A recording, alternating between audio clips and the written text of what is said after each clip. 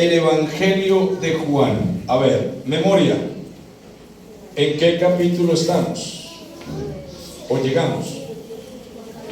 No lo recuerdo. ¿Cuál? ¿Ah? No, pero ya terminamos. Llegamos al capítulo 4. Bien, serie Evangelio de Juan. Vamos a iniciar el capítulo 4 y a ver si el Señor me permite poder terminar por lo menos la primera parte de ese capítulo, que tiene que ver con la mujer samaritana. Señor, te damos gracias por tu Espíritu. Tu presencia está aquí. Estamos contentos de poder recibir tu palabra. Que sea el Espíritu Santo guiándonos, enseñándonos, Padre. Gracias por concedernos leer, reflexionar, pero también aplicar a nuestra vida cuánto lo necesitamos. Que sea tu presencia tan real hoy, Señor, que nos ayuda a comprender cada pasaje bíblico. Señor, yo no soy mejor que mis hermanos, solamente me ha tocado esta responsabilidad por la cual tiemblo cada vez que me toca enseñar y predicar, porque no deseamos de ninguna manera salirnos del camino, sino que sea tu palabra clara y viva, y nada fuera de tu palabra. Te damos la gloria. Dicen amén.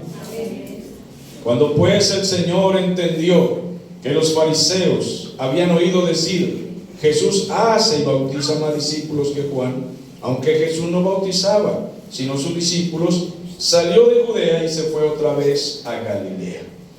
Entonces mire que el Señor quería evitar una pelea innecesaria. Hay peleas que no son necesarias de enfrentar. Cuando nosotros leímos el capítulo 3, encontramos que los fariseos vinieron para tratar de causar una discusión entre los discípulos de Juan el Bautista y los discípulos de Cristo. Ellos le decían a los discípulos de Juan el Bautista: mira que los discípulos de Jesús están creciendo, y la gente que estaba siguiendo a Juan el Bautista ahora está siguiendo a Jesús. O sea, la iglesia que fundó Juan tiene como menos miembros, y la iglesia que fundó Cristo tiene más miembros, y los quisieron poner a competir. Pero gracias a Dios que Juan era un buen pastor, era un buen siervo de Dios, y no prestó atención a la contienda. Y él le dijo: no, pues él es el jefe, él es el mayor, él es el esposo, yo solamente soy un amigo, yo soy un sirviente de él. No se puso a prestarle atención a la contienda, porque entre los discípulos vinieron los discípulos de Juan y le dijeron: mira, ese que tú presentaste como el Cordero, ahora tiene más discípulos que nosotros. Y querían formar aquella contienda. Pero el Señor Jesús entendió que iba a haber una contienda y prefirió salir. En el capítulo 3 el pasaje dice que Jesús estaba bautizando más discípulos que Juan el Bautista. Pero el capítulo 4 en el versículo 2 aclara y dice: aunque Jesús realmente no era quien bautizaba, sino los discípulos de Cristo eran los que bautizaban. Pero no quiso quedarse allí para contiendas que hacen perder el tiempo. Y entonces él se va y dice que se fue otra vez a Galilea. Entonces salió de allí. Ahora, cuando llegamos al versículo 4 hay una clave. Dice: pero le era necesario pasar por Samaria. Estuve leyendo cuáles eran los caminos que había para ir a Jerusalén, y había varios caminos, pero el más corto era atravesando el centro de los samaritanos. O sea, por Samaria era el camino más corto, se ganaba tiempo, y el Señor Jesús necesitaba ahorrar tiempo. El texto dice: entonces le era necesario pasar por Samaria. Pero el versículo 5 dice: vino pues a una ciudad de Samaria llamada Sicar, junto a la heredad que Jacob le dio a su hijo José, y estaba allí el pozo de Jacob. Entonces Jesús, cansado del camino, se sentó así junto al pozo, y era como la hora sexta. El Señor Jesús estaba echando por tierra una norma tradicional que tenían los judíos. Judíos y samaritanos no se hablaban, no eran amigos, eran enemigos. ¿Quiénes eran los samaritanos? Los samaritanos eran judíos mezclados con extranjeros. Por tanto, judío que se mezclaba con los inmundos, porque así consideraban los judíos a los extranjeros. O sea, ¿cómo nos consideraban a nosotros antes? E incluso, ¿cómo nos consideran hasta el día de hoy los judíos religiosos ortodoxos? Nos consideran inmundos. Pero el Señor Jesús atraviesa la tierra inmunda. Y este capítulo nos va a dar una enseñanza. En primer lugar, que nosotros debemos estar listos para predicar a cualquier tipo de persona.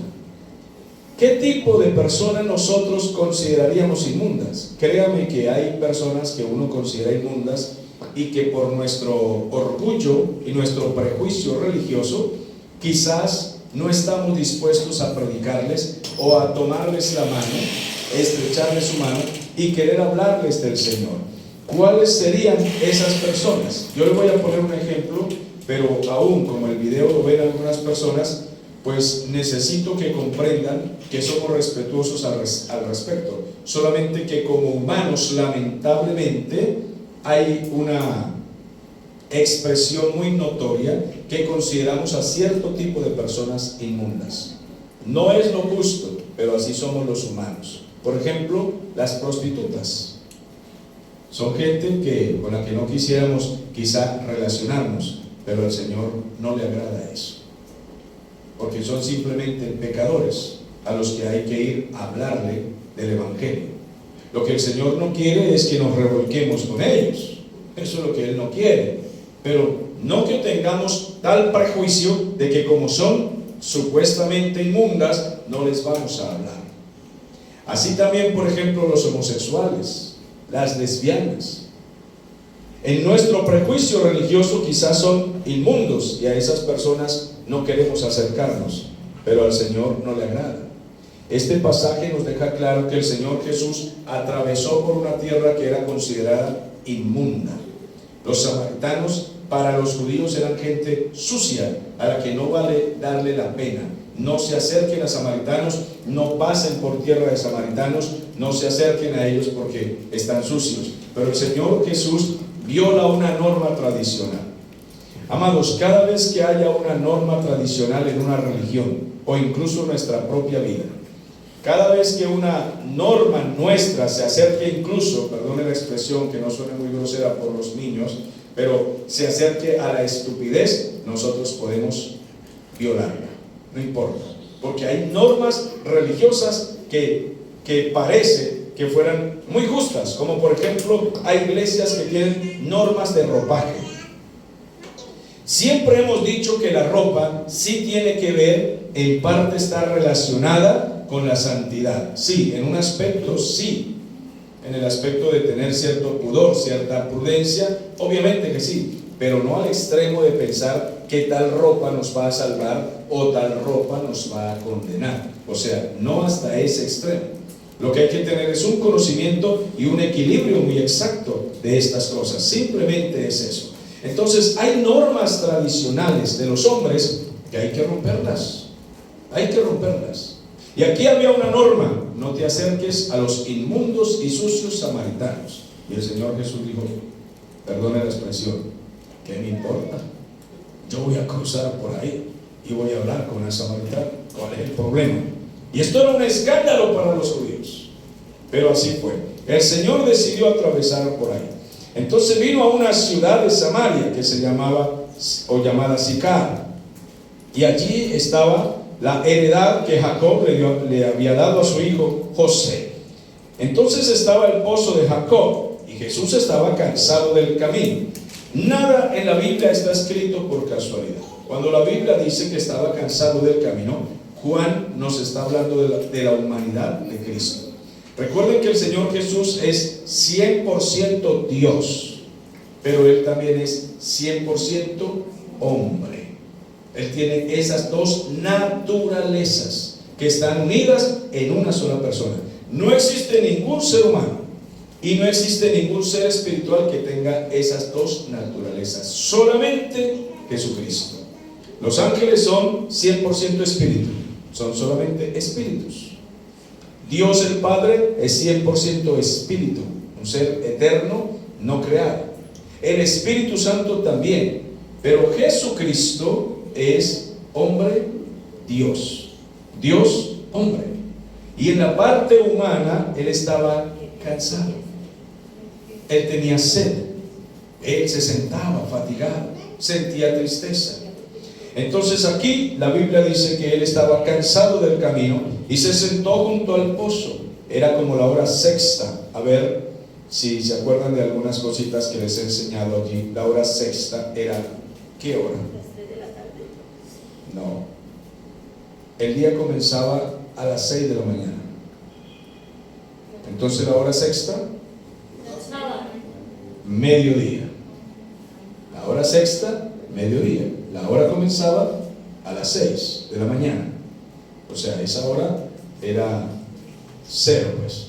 Y a las 7 era la primera hora. A las 8 la segunda, 9 la tercera, 10 la cuarta, 11 la quinta y la sexta hora era mediodía. ¿Tendría sed? Imagínese usted Israel a mediodía. ¿Va imaginando? Estaba cansado el Señor. Tenía sed. Vino una mujer de Samaria a sacar agua y Jesús le dijo, dame de beber. Alguien pregunta, pero ¿para qué tanto detalle con eso que le dijo? Que precisamente no podía hablarle a dos tipos de personas, no podía hablarle el judío. Número uno, o tres tipos de personas. Número uno, una mujer, porque la mujer era considerada menor que el varón. Segundo, no podía hablarle porque era mujer extranjera. No le hables a los extranjeros. Número 3, mucho menos a los inmundos samaritanos, que son una mezcla de judíos con extranjeros. No hables a los samaritanos. Pero el Señor Jesús dijo, decimos, no hables al homosexual, no hables al drogadicto, no hables a esos borrachos alcohólicos tirados en las calles, no hables a la prostituta, son inmundos. Pero ¿qué diría Dios? ¿Qué diría? Hablen con ellos, acérquense a ellos, háganles saber que el precio se pagó por los pecadores. No importa qué tan inmundos y sucios estén y cómo la sociedad los considere inmundos. ¿Vamos aprendiendo algo? Entonces, que no nos tengan a nosotros por homofóbicos o por fobia a cualquier tipo de persona o raza o comportamiento. No. Nosotros debemos tener asco de las cosas que ellos practican. Pero al ser humano hay que buscarlo. Nosotros no nos vamos a relacionar con ellos para congraciarnos con su inmundicia. Nos vamos a relacionar con ellos para atraerlos a Cristo. Pero hay que hacerlo. Y el Señor Jesús lo hizo. Entonces le dijo, dame de beber. Pues sus discípulos habían ido a la ciudad a comprar de comer. En el versículo 8 se viola otra norma. No compren comida en las casas o tiendas de gente inmunda. Ustedes no deben comer esa comida inmunda tocada por las manos de los samaritanos. Pero el Señor Jesús dijo, ¿qué importan las normas de los hombres? Vayan, son seres humanos. ¿Cuál es el problema? Lo que entra por la boca no contamina al hombre, sino lo que sale de la boca. Las acciones, las palabras son las que son inmundas. Cuelan el mosquito, pero se tragan el camello. No hagas esto, no hagas aquello, pero hacen cosas peores. Entonces, nada, compren comida allá y tranquilos, vamos a comer. Se fueron a comprar comida, mientras tanto el Señor habla con una mujer que era considerada inmunda. La mujer samaritana, deja claro Juan al escribir, la mujer samaritana, es decir, deja claro que ella era una samaritana y le habló también al Señor. Ella queda asombrada y le dice, ¿cómo tú, siendo judío, me hablas a mí? ¿Por qué me hablas? ¿Por qué conversas conmigo? ¿Cómo tú me pides a mí de beber? Si yo soy, ¿qué? Una inmunda samaritana. Mire, yo soy mujer samaritana. Ustedes los judíos nos consideran sucios a nosotros. ¿Y yo, una mujer tan poca cosa para ustedes? ¿Cómo tú me hablas? Queda ella asombrada de que el Señor le hablara. Ahora, todavía ella no sabe qué hombre le está hablando. Y le dice, judíos y samaritanos no se tratan entre sí. somos enemigos. ¿Por qué tú me hablas? El Señor Jesús le dijo: si conocieras el don de Dios, ¿y quién es el que te dice dame de beber? Tú le pedirías a Él y Él te daría agua. Si supieras quién está aquí frente a ti, el don de Dios. ¿Qué es el don? Don significa regalo. Si conocieras cuál es el regalo que Dios te está dando hoy. Dios te está dando un regalo. Me trajo aquí para hablar contigo. Ninguna de las cosas que Dios hace son hechas por casualidad. Si Jesús pasó aquel día por medio de Samaria, es porque Dios tenía un plan con una persona. ¿Con quién? Quiero que recuerde solo un instante, trate de recordar cómo comenzó Dios a tratar con usted. A ver, había un cumpleaños, invitaron a un hermano de ese día oró por ustedes, por casualidad. ¿Sería por casualidad? Dios tenía un plan. Alguien le invitó a una reunión, usted vino y escuchó que leyeron la palabra y oraron por usted y predicaron la palabra, y por casualidad surgió eso. Dios no tiene esas casualidades. Dios tiene las cosas cuadradas, las tiene arregladas, y Él está echando la red y echando el lazo de amor para atraer a las personas. Y el Señor Jesús no pasó allí por Samaria por casualidad, había un plan. Ahora, noten ustedes que el Señor ocupa tiempo y esfuerzo para cruzar en medio del día con calor y sed por ciudad de gente considerada inmunda, porque va a buscar ¿a cuántos? ¿A cuántos va a buscar allí? El Señor no considera pérdida de tiempo ir a buscar una persona. Esa persona llega a convertirse en canal de bendición para otros. ¿Quién iba a pensar que cuando comenzaron a tocar la puerta de nuestra casa para predicarnos la palabra del Señor, cuando yo tenía mi cabello largo y caminaba así todo como que yo era Rambo y bueno, otras cosas feas que hacía porque estaba en la ignorancia y buscando pleitos y peleas, y cada fin de semana tenía una pelea con alguien y entrompando, como dicen por ahí criollamente. Amados hermanos, y alguien llega con la palabra, mire, le gustaría que le hablemos del Señor. ¿Quién iba a imaginarse que a ese loquito al que estaban predicando era que Dios iba a comenzar a usar para evangelizar a tantas personas, ir viajando y llevando el evangelio por ciudades, pueblos, campos, negocios, aquí y allá, donde no hemos parado de predicar, y sale por las redes los mensajes y tantas cosas que Dios hace, y se le aclara la mente a tantos, cuando unos años atrás estábamos en un billar bebiendo. Pero Dios envió a alguien a buscar a uno. Va aprendiendo eso. Ese uno que es usted, ese samaritano que es usted, que es considerado inmundo, pecador o lo que sea, a ese Dios quiere usar para bendecir a su pueblo. Su pueblo puede ser su familia, sus vecinos, sus amigos o incluso su país. ¿Puede un hombre bendecir un país entero? Sí. ¿Puede ser usado por Dios para bendecir un país entero? Sí. Hay biografías completas de hombres que bendijeron la nación con la predicación del evangelio. Y no solo la nación, un hombre puede bendecir a muchas naciones, porque eso es según como Dios quiera usar. Por ejemplo, el señor Billy Graham fue un evangelista que a multitudes de gente de la nación y de otras naciones bendijo, y era un muchacho de 17 años cuando le predicaron el evangelio. Eso puede hacer el Señor. Depende de Dios y también depende de nuestra disposición. Si nos soltamos en las manos del Señor, Dios hará grandes cosas. Pero si seguimos aferrados a nuestras inmundicias, ¿entiende lo que son inmundicias, no? Que ninguno se sienta así como tan puritano. Si seguimos aferrados a nuestras inmundicias, no vamos a bendecir ni a la mascota de la casa. Seguro que se nos muere en nuestras manos.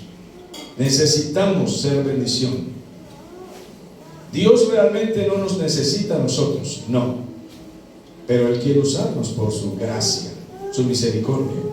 Ahora nosotros sí necesitamos de Él y quisiéramos o debemos desear que Dios nos use a nosotros. La samaritana no tenía ni idea de lo que Dios iba a hacer con ella, pero el Señor Jesús pasa por allí y conversa con ella. ¿Cómo tú, siendo judío, me hablas a mí? ¿Cómo tú me pides que te dé agua si nosotros, samaritanos y judíos, somos enemigos? Nosotros somos enemigos. Pero el Señor Jesús le dice: si conocieras quién está aquí frente a ti, si conocieras lo que puedo hacer contigo, si conocieras lo que soy capaz, hermana, hermano, ¿usted tiene idea de lo que Dios realmente puede hacer con usted? ¿Tiene idea? Déjeme responderle. Usted no tiene ni idea. Usted apenas ha visto 2 o 3 cositas que Dios hace con usted y piensa: ¿por qué será que Dios no me usa más? O quizás yo no soy capaz de hacer más. No, la culpa no es de Dios. Cuando hay demasiado de usted en usted,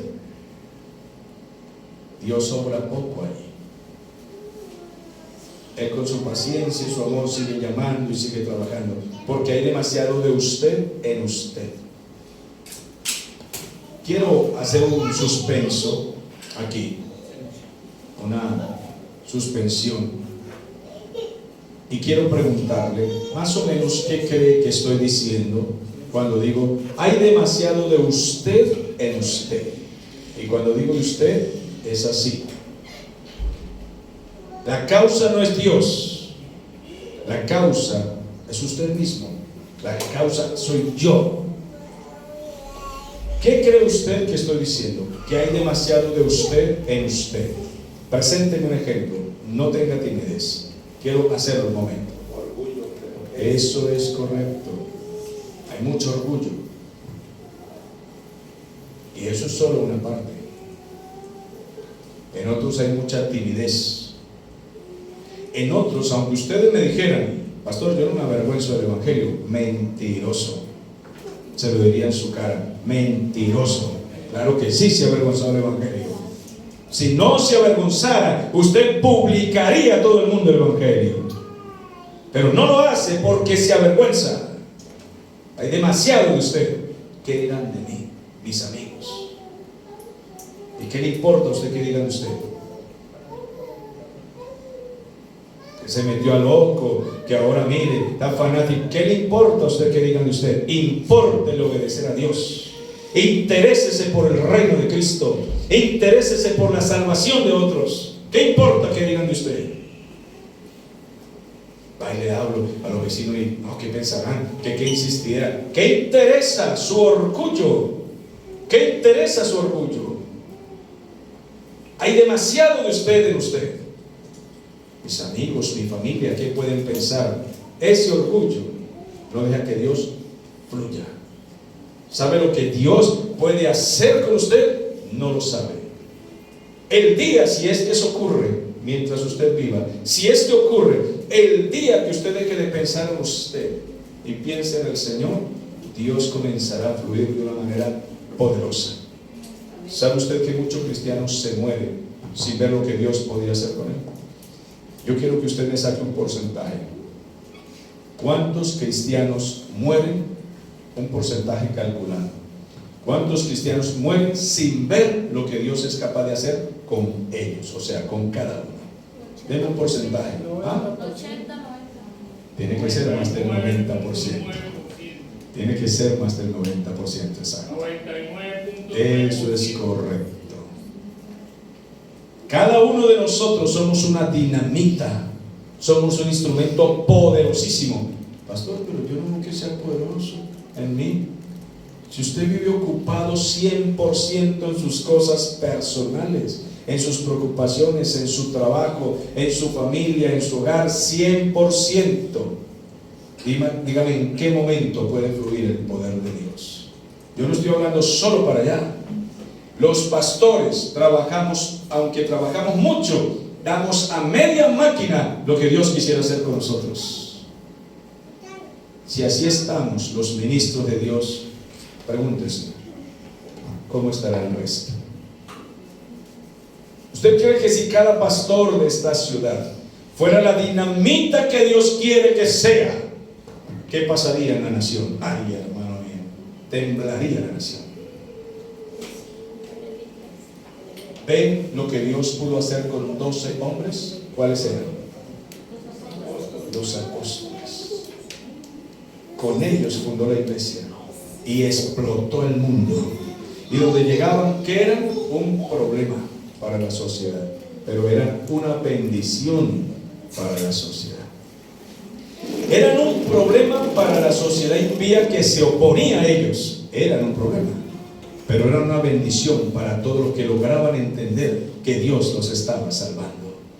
Usted se imagina cada creyente que se pusiera en las manos de Dios y se negara a sí mismo y dejara la timidez, la cobardía, el miedo, la vergüenza, las tantas ocupaciones, incluso la pereza, la entretención. ¿Cuánto tiempo duran los cristianos entretenidos? Dígamelo, por favor.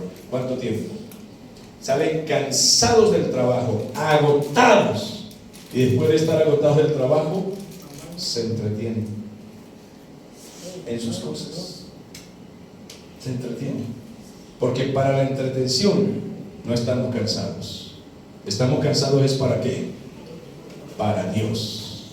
Para Dios estamos cansados. Pero para entretención no estamos cansados. Lo que sea entretención nos divierte, y así haya que trasnochar o lo que sea, se hacen esfuerzos. Sí, mis hermanos. Cuando no teníamos a Cristo, íbamos a una fiesta. ¿Y qué hacíamos? Buscábamos a los amigos para llevarlos a la fiesta. Colaborábamos con la botella de whisky para que no faltara la fiesta, la comida, el whisky. Usábamos los carros para llevar a los amigos, los llevamos de regreso a la casa también, les ayudábamos a la borrachera. Y la fiesta tenía que ser ¿hasta qué hora? Hasta amanecer, compañero, porque fiesta es fiesta. Pero los cultos duran 2 horas, 2 horas y media. Una vigilia dura medianoche. Las cosas del Señor, menos tiempo, pero hay agotamiento, hay cansancio.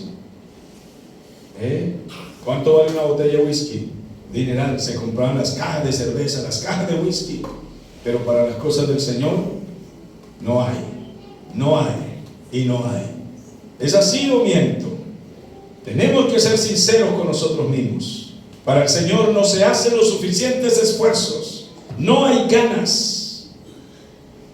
Dios fue por una samaritana, porque la iba a usar poderosamente en esa ciudad. Y ahorita van a ver, si nos alcanza el tiempo, cómo lo usó el Señor. Dígase algo que levantó la mano. No, hermano pastor, lo que usted es que hablando cuestión de la cuestión de los creyentes, nosotros pues poco hablamos a los vecinos, a nuestros compañeros, a los viejos amigos y todo eso. Y cuando nos prestamos, nos alistamos para venir acá, parece que saliéramos como que no quisiera que nadie nos viera y pasamos como que quisiéramos ser desapercibidos. Y yo me voy para la iglesia, me encierro allá y ya, y salgo de aquí. ¿Y qué pasa? No llevamos la palabra a ningún lado, no le decimos ni siquiera a nuestros familiares, a nuestros vecinos, a nadie, ¿ves? Andamos como escondidos, o sea, no debería ser así.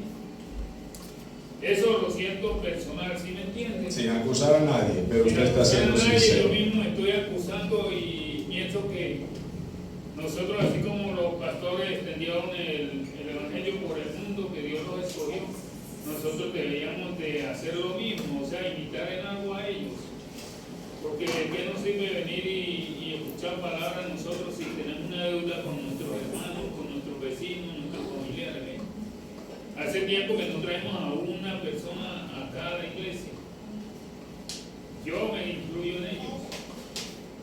He seguido insistiendo a mi nieta y eso, pero están un poquito duras. Entonces yo le pido a mis hermanos que este mensaje nos lleve bien profundo y nos haga reflexionar durante todos los días, en cada momento, y que pensemos en eso. Gracias, hermano. Muy amable. O sea, eso realmente no es cierto, porque vea lo que pasó con las personas. O sea, hay prácticamente asesión de personas porque no hizo ir a analizar lo que tenía que ir. Entonces, nosotros nos basamos mucho en que nosotros evangelizamos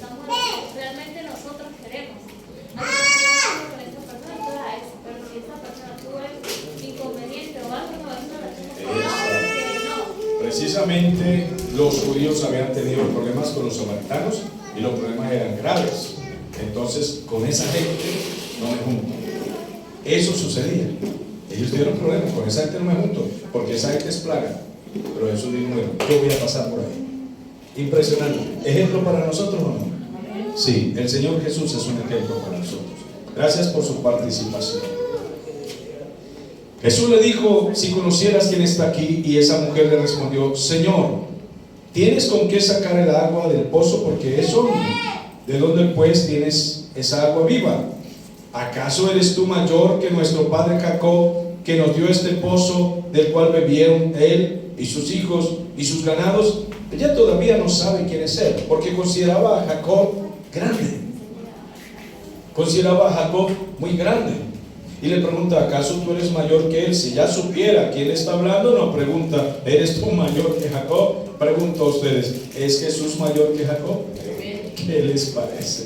Ella todavía no tiene ni idea. Y el Señor Jesús le dijo, cualquiera que beba de esta agua volverá a tener sed, porque esta agua es terrenal, ¿sí? Pero el que beba del agua que yo le daré no tendrá sed jamás, sino que el agua que yo le daré en él es una fuente de agua que salte para vida eterna. Entonces el Señor Jesús está hablando del Espíritu Santo, está hablando de la palabra, está hablando de la vida que Él nos da, porque todo cristiano, toda persona,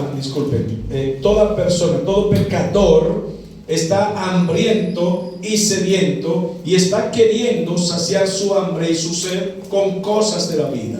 Muy bien su participación. Quiero que piense ahora en segundo término, ¿con qué cosas es que el mundo quiere llenar el vacío que siente? Tienen hambre y tienen sed, pero no lo entienden. Tienen un vacío y ellos lo quieren llenar, pero no entienden por qué ese vacío, y ellos tratan de llenarlo. Miren cómo amplió sus pensamientos, escuchen.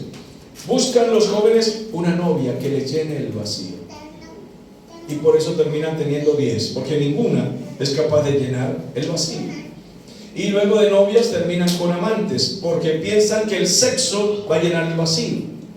Y entonces se pervierten en la sexualidad tratando de llenar ese vacío que nadie les llena, hombres y mujeres de la misma manera. Entonces con alcohol no les llena el vacío, la droga no llena el vacío, van al psicólogo, no llena el vacío, nada. Pero ¿qué será lo que tengo? ¿Qué inquietud? ¿Por qué me da ansiedad? ¿Por qué depresión? Quizás si me meto a una religión, entonces se meten a gnósticos, se meten a esto, se meten a aquello, Hare Krishna, católicos, saltan de religión en religión los que lo hacen, no todo el mundo, cada quien tiene su manera de tratar de llenar ese vacío. Fiestas, cuando llega diciembre, llega esa alegría que corre por las venas, porque piensan que eso llena el vacío. Hay que alumbrar la casa para llenar el vacío, hay que comprar colgandejos y cositas para llenar ese vacío, y nada le llena el vacío, nada, no hay forma, siguen vacíos, tienen hambre, tienen sed, pero no hay forma, porque Dios ha establecido que hay un hueco que quedó vacío cuando Adán y Eva pecaron, y algo salió de dentro de ellos que tenía que ser cubierto por el único que puede sellar ese vacío, y en la llenura del Espíritu Santo. Es Cristo en nuestra vida, es la palabra de Dios la única que va a llenar nuestra vida, y no puede haber más nada. Amado, aunque el hombre se invente lo que quiera, porque la humanidad no lo va a entender, de hecho no lo pueden entender. El hombre natural no entiende las cosas que son del Espíritu, no puede entenderlas, él no puede. El hombre espiritual discierne porque Dios le ha puesto ese discernimiento, le ha dado el Espíritu Santo para que discierna, y ahora dice, con razón que con nada podía yo llenarme, con razón, si es que no hay nada que pueda llenarme, no existe nada. Yo no sé si soy jactancioso en decirles que pienso que sería de nuestra vida, voy a hablar por mí, pero los incluyo respetuosamente a ustedes, ¿qué sería de mi vida? ¿Qué sería de nuestra vida si dejamos al Señor? Hablo con los que realmente se han convertido, los que han sido cambiados por el Señor, los que saben lo que es la compañía del Señor. ¿Qué sería de nuestra vida sin Dios? Créanme que es como estar caminando en jabón, como en un abismo sin fin, como en un laberinto donde no encontramos salida, donde no hay propósito, en un camino que no llega a ningún lado. No hay una meta específica. No existe una luz al final del túnel oscuro. Nada. Sin Dios es así. Y el Señor Jesús le está diciendo a la samaritana: solo hay un agua que yo puedo dar, que llena el vacío, que quita la sed. Solo hay una comida que puede saciarles a ustedes el hambre. Ella todavía no entiende. La mujer le dice en el versículo 15: bueno, Señor, entonces dame de esa agua para que yo no tenga más sed y así no tengo que venir aquí a sacarla. Entonces el Señor Jesús ve la oportunidad de evangelizarla completamente y le dice, le va a mostrar sus pecados y le dice: ok, ve y llama a tu marido y te voy a decir de qué te estoy hablando. Ve y llama a tu marido. Ahí el Señor Jesús esculca su conciencia, porque la mujer dice esta respuesta: Señor, todavía no le dice Señor, le dice: no tengo marido. Y Jesús le dice: bien has dicho que no tienes marido. Ahora, en ese tiempo era un escándalo lo que el Señor Jesús le dice, porque 5 maridos has tenido, pero el que ahora tienes no es tu marido, y esto has dicho con verdad. Esto era un escándalo público, pero hoy día yo le he predicado a mujeres que no saben cuántos maridos han tenido. No saben, no tienen idea. Han vivido con hombres por un mes. Ocasionalmente necesitaban vivir con alguien que le diera un plato de comida y la cosa no resultó y tienen otro y otro, y he atendido a esas mujeres samaritanas que no saben cuántos maridos han tenido. La sociedad de hoy está 1000 veces más corrupta que la sociedad de ayer. No tengo marido, dices tú, porque 5 maridos tú has tenido, y el que ahora tienes no es tu marido. Esto has dicho con verdad. Señor, me parece que tú eres profeta. ¿Cómo sabes eso? Yo no lo publico. Me parece que es profeta. ¿Sabrá el Señor las cosas de nuestra vida que no sabe nadie? ¿Qué opina? ¿Podrá escondérsele algo al Señor? No hay nada que se le pueda esconder al Señor. Él sabe todo. Y le digo algo. Cuando la Biblia declara que todo lo que esté escondido va a salir en el juicio final, así será. Los hijos de Dios no serán expuestos a vergüenza. Los que realmente fueron salvados no serán expuestos a vergüenza. El Señor no publicará sus pecados. La razón es porque Cristo los perdonó. Pero si no hubieran sido salvados, usted se imagina la vergüenza pública. Porque los pecadores que irán al juicio final serán expuestos desnudos, públicamente. Todo el mundo verá su vergüenza y serán publicados sus pecados. ¿Sabían ustedes que el respetable abogado, doctor, licenciado que llegó a ser gobernador de la ciudad más populosa de Europa, fulano de tal, aquí está su lista de pecados expuesta públicamente? Cosas que nadie sabía, lo que él había ocultado, lo que nadie sabía. A Dios no se le esconde nada. ¿Y por qué lo hará el Señor? Porque es necesario que vayan al infierno con justicia. Si no se exponen los pecados, no habría públicamente una justicia. Tiene que haber una justicia. Van porque rechazaron a Cristo a causa de amar toda esa lista de pecados, que incluso la mitad estaban ocultos. La gente llegó a conocer de ellos 4 o 5 pecados públicos, pero no conocieron los 54 pecados escondidos que tenían. Y Dios los va a exponer. Van a ir al infierno con justicia, lo merecen. Rechazaron a Jesús porque amaban su inmundicia. De manera que nadie pueda decir, ni siquiera ellos mismos puedan decir, yo no merezco esto. No, su conciencia le dirá, bien merecido me lo tengo. Pregunto, ¿será grande la misericordia de Dios sobre nosotros? ¿Qué misericordia tan impresionante sobre nosotros? Que usted, más que nadie, usted y Dios saben las cosas que en la vida usted ha hecho y que no supo nadie. y que están allí. Pero el Señor borró, limpió, y Él no va a exponer eso. Ni siquiera yo sé de qué estoy hablando. Solo usted y Dios sabe. Pero el Señor lo borró. Se llama misericordia y gracia. No estamos aquí hoy adorando a Dios porque hemos sido buenos. Es porque hemos sido rescatados. Fuimos malos y hemos sido rescatados. ¿Es bueno Dios con nosotros? Diga, muy bueno. Amén. Entonces el Señor, ella le dijo, tú eres profeta. Pues nuestros padres, Señor, adoraron en este monte. Pero ustedes dicen que en Jerusalén es donde se debe adorar. Y el Señor Jesús le dice, mujer, créeme, viene la hora en que ni en este monte ni en Jerusalén adoraréis al Padre.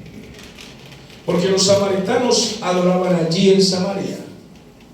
Ellos no querían ir a Jerusalén a adorar. Los judíos adoraban en Jerusalén. Ese era el lugar del templo. Pero el Señor Jesús tiene una nueva dispensación. Los cristianos pueden adorar en cualquier parte. Mencióneme por favor una parte donde usted puede adorar a Dios como cristiano que es. ¿Dónde? Mencióneme una parte. Pero mencióneme una parte. Menciónela. En la habitación, en el trabajo. ¿Se da cuenta? Lo que pasa es que no adoramos.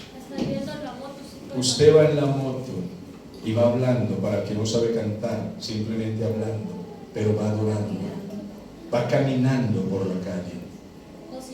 Como dijo una señora, yo en el baño si no oro, eso fue hace años, yo en el baño si no oro, pastor, a mí me da vergüenza con el Señor. Por favor, jueguen jabonándose, adore al Señor, hable con Dios y gócese. En cualquier, es un privilegio que no tenían los judíos. El lugar de adoración era el templo. Algunos piensan que para adorar deben venir aquí. No, este es otro lugar de adoración, que es un lugar especial, bonito, sí, donde nos reunimos todos, por supuesto. Es el lugar donde todos nos concentramos aquí y podemos unirnos. Pero a la hora de salir, usted puede seguir en su carro.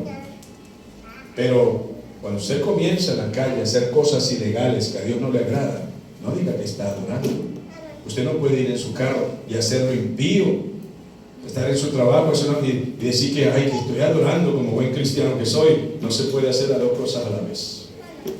O adora o peca. Pero las dos cosas juntas no van. Vamos aprendiendo. Las dos cosas juntas no van. Estamos creciendo bien.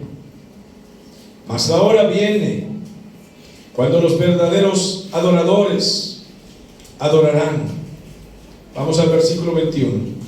Mujer, créeme que la hora viene cuando ni en este monte ni en Jerusalén adoraréis al Padre. Vosotros adoráis lo que no sabéis. Nosotros adoramos lo que sí sabemos, porque somos los judíos. Porque la salvación viene de los judíos, mujer samaritana. Ustedes se han engrandecido tontamente. El Señor es drástico en su mensaje.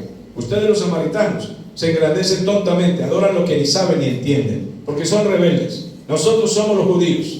Y la salvación viene de los judíos, mujer. Así que allí te estoy instruyendo. ¿Se da cuenta? El Señor habla con elegancia y habla con amor, pero dice la verdad. Los predicadores deben aprender a hablar con sabiduría, pero decir la verdad contundente. Ningún pastor debe adornar las cosas. No. Blanco es blanco, negro es negro. Lo malo es malo.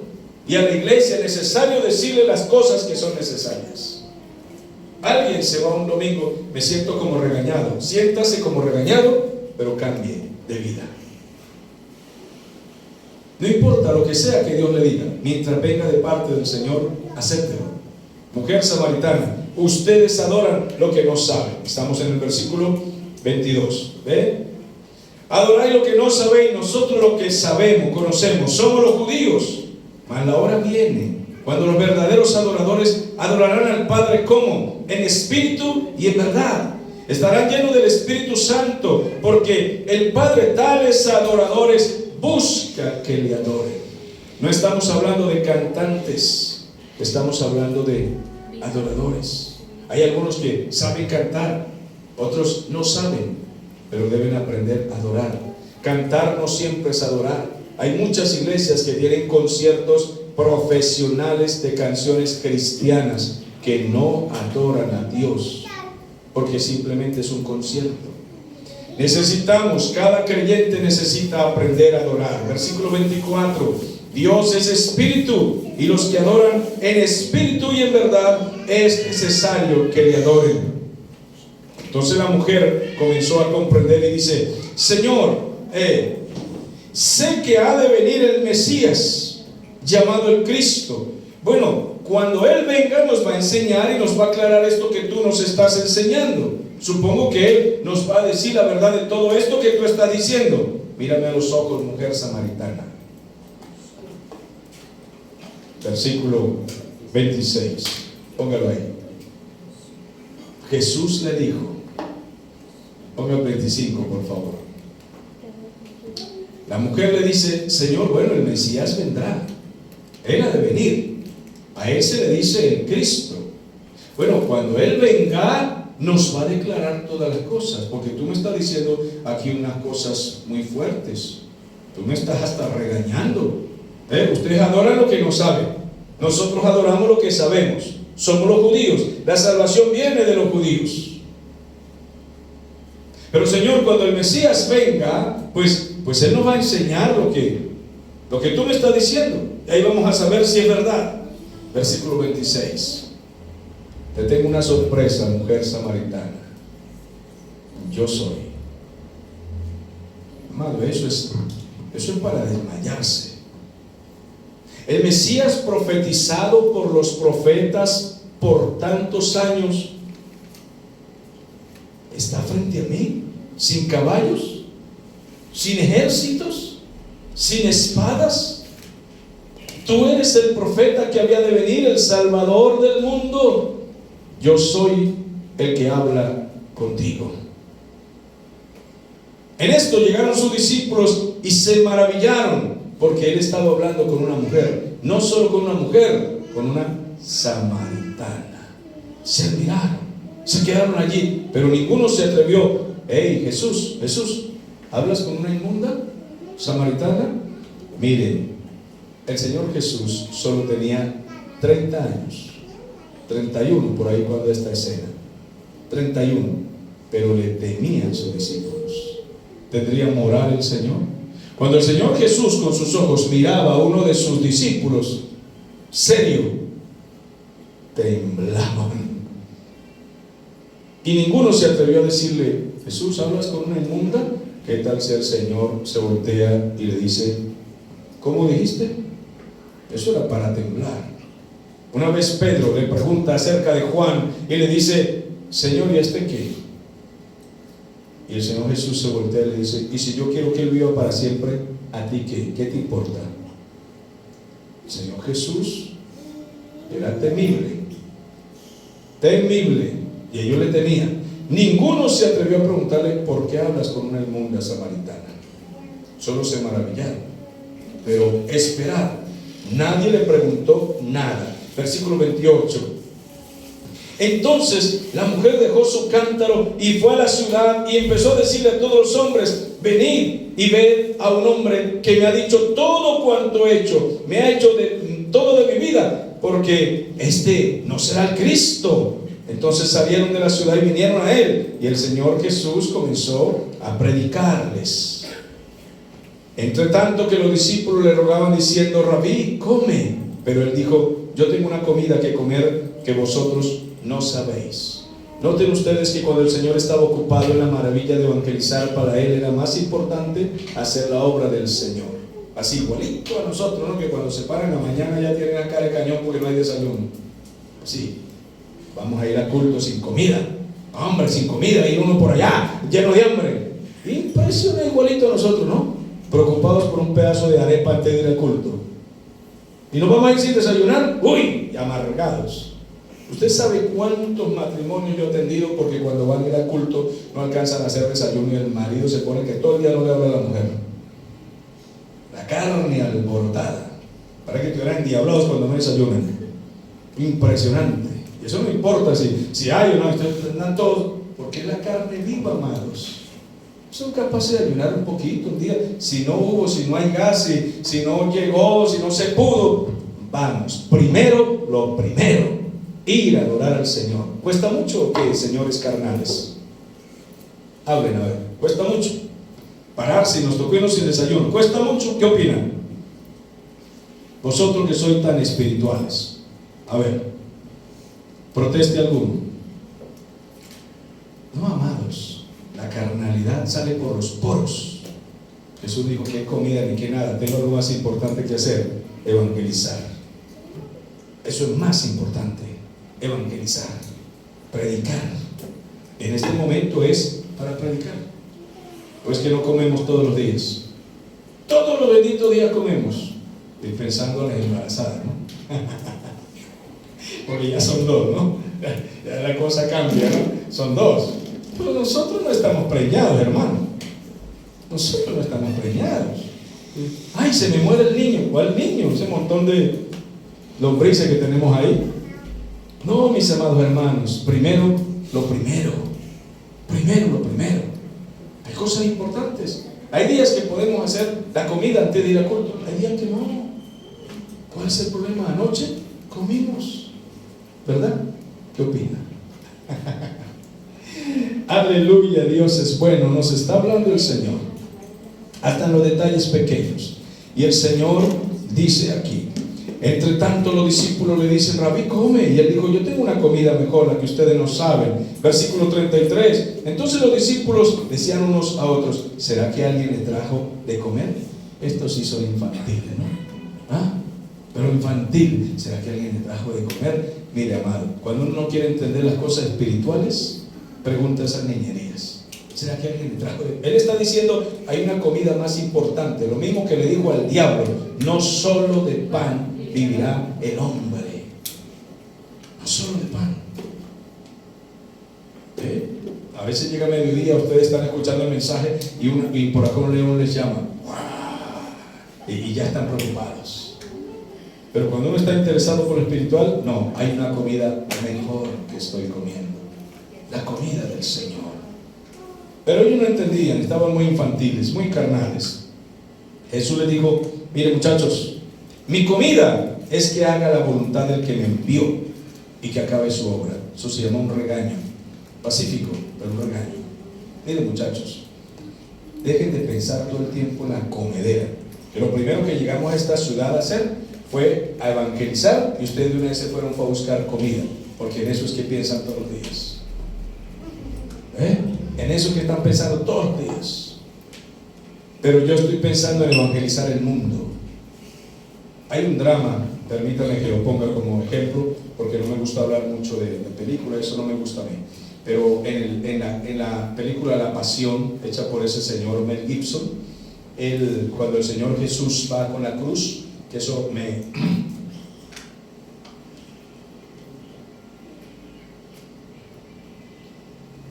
a mí me conmueve.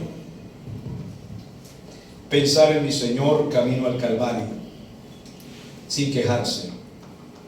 Así, nosotros parecemos mucho a Él, que no nos quejamos nunca de nada. Él va camino al Calvario con la cruz, y Él tropieza y cae, y lo están golpeando, y la gente se burla. Y en el drama de la película, el director de la película se hace una imaginación muy poderosa aquí, donde Él llega y tropieza, y María viene y se acerca a Él en una corta oportunidad. Le dice, ¿qué haces? ¿Qué es esto? Y Él le dice, voy a cambiar el mundo.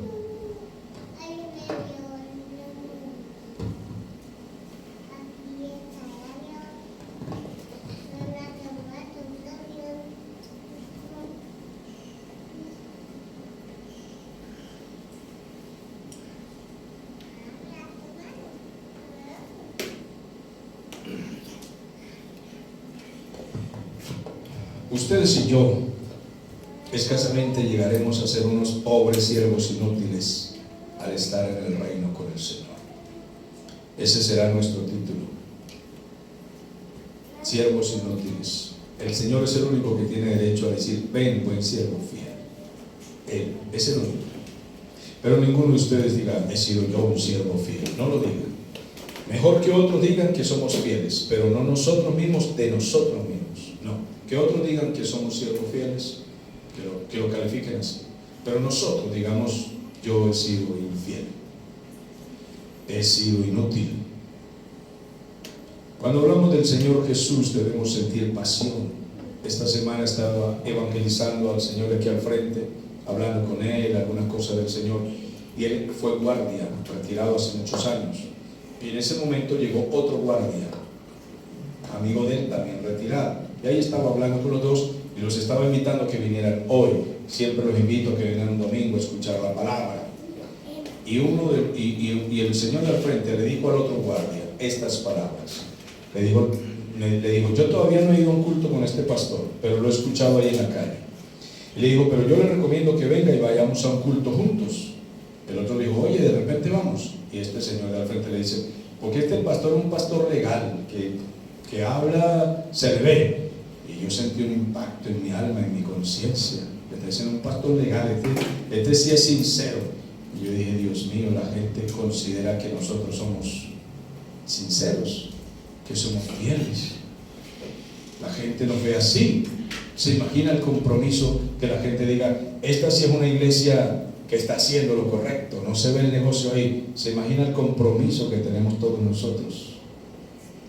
Y que de pronto nos examinemos hacia adentro y descubramos que no somos tan fieles como la gente piensa. Es tremendo. El Señor Jesús le dice a ellos, yo tengo una comida mejor, pero ustedes están pensando en su barriga. Eso es lo que les está diciendo. Yo tengo una comida mejor, pero ustedes siempre pensando en sus cosas personales, en sus diligencias personales. Pero luego el Señor le dice así: mi comida es que haga la voluntad del que me envió y que acabe su obra.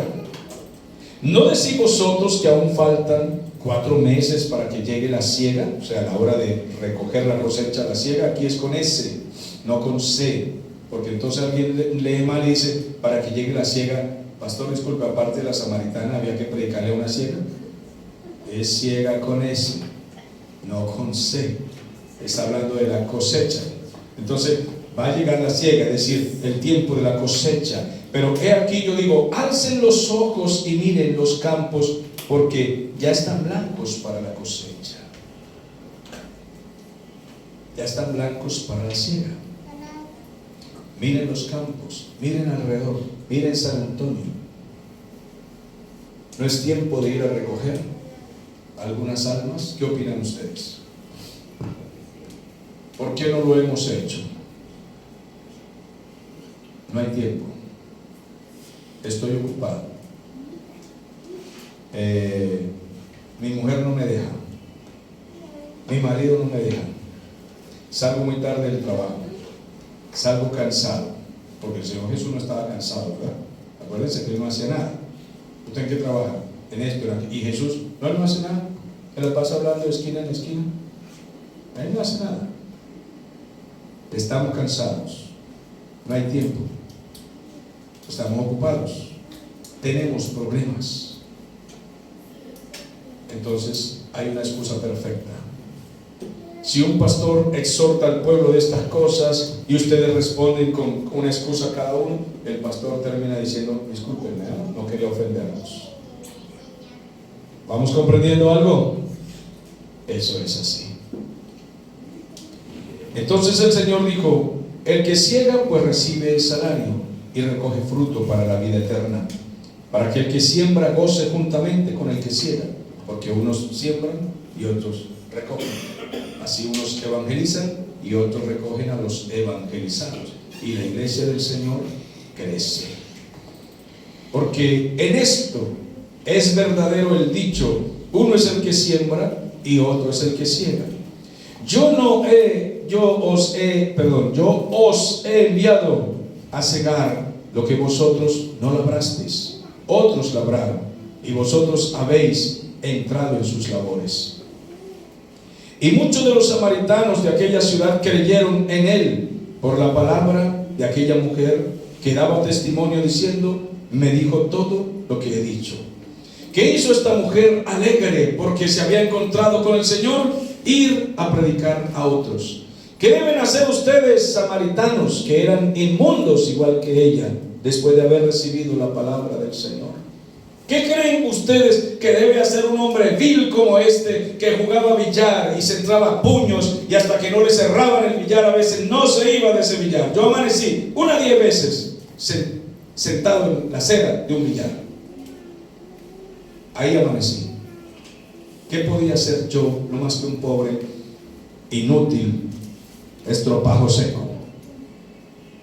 Para nada servía. Y de pronto Dios dice: voy a recoger ese estropajo seco y deshecho que está destruyendo su hogar, sus hijos, su futuro, su vida, su juventud. No sirve para nada. Lo voy a levantar de ahí y lo voy a convertir en una trompeta para el mundo. ¿He de callarme? ¿Tengo que tener vergüenza de alguno de ustedes? ¿Puedo yo al predicar pensar que alguno de ustedes se incomode conmigo y tengo que preocuparme por eso? No me preocuparé en lo más mínimo.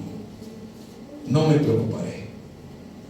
Tengo que hacer lo que el Señor dijo que hiciera, porque me sacó de esos lugares para que anuncie su palabra, para que lo diga claramente.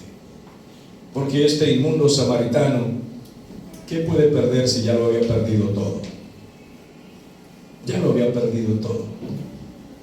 Y el Señor tuvo misericordia y me trajo aquí.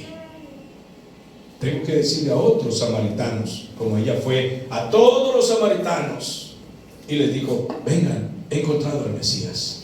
Yo también les digo a todos: vengan, vengan, que he encontrado al Mesías. Y muchos de los samaritanos de aquella ciudad creyeron en él porque ella les predicó, les dio testimonio. Entonces vinieron los samaritanos a él y le rogaron que se quedase con ellos. Y él se quedó allí. ¿Cuántos días? 2 días. ¿Qué se quedó haciendo? De vacaciones, descansando, allí echándose aire. 2 días predicando constantemente. Se quedó el Señor. Aprovechemos el tiempo ahora que podemos. Y creyeron muchos más por la palabra de él. Y le decían a la mujer: ya no creemos solamente por lo que tú predicas, ahora nosotros mismos hemos oído, tenemos esta experiencia. No se conformen con lo que un predicador les dice. No, tengan experiencias propias con su Señor, que el Señor mío es su Señor también. Deben tener experiencias propias con él. Y sabemos que verdaderamente este es el Salvador del mundo, el Cristo. ¿Cuántos creen que Él es el Salvador del mundo? Díganselo a otros. Basta ya de estarse preocupando usted que dirán, o que estoy cansado, qué sé yo. El Señor Jesús trabajó 3 años de sol a sol, sin descanso, totalmente sin descanso. Nosotros debemos aprovechar cada oportunidad. Le pido a ustedes que pasan por las alcabalas, ustedes que tienen libritos de los que evangelizan, de los que tenemos aquí, a los guardias, tomen a cada guardia un libro de esos. Deténgase ahí, amigo, voy a revisar su carro. Claro, cómo no. Y una vez que lo revise, amigo, tome, lea. Es la palabra de Dios. Y usted no pierde su tiempo. No pierde su tiempo. A cada uno, a este, a aquel, evangelizamos. Mire, estos señores de aquí no pueden decir que no los hemos invitado aquí. Incluso los clientes de los médicos que trabajan aquí, cuando llegan aquí les digo: aquí hay una iglesia, estamos a la orden. Los domingos, venga a escuchar la palabra de Dios. Usted debe escuchar la palabra de Dios. A la doctora de ahí al frente la hemos invitado para que escuche la palabra de Dios. A cada uno les he dicho que aquí hay una iglesia donde se predica la palabra sin negocio, que se predica la verdad sin negocio, con el solo fin de que puedan ser salvos. Estamos contentos. Damos gracias a Dios por su palabra. Vamos a tener unos comentarios. Voy a escucharlo a ustedes brevemente. ¿Qué le ha hablado el Señor hoy?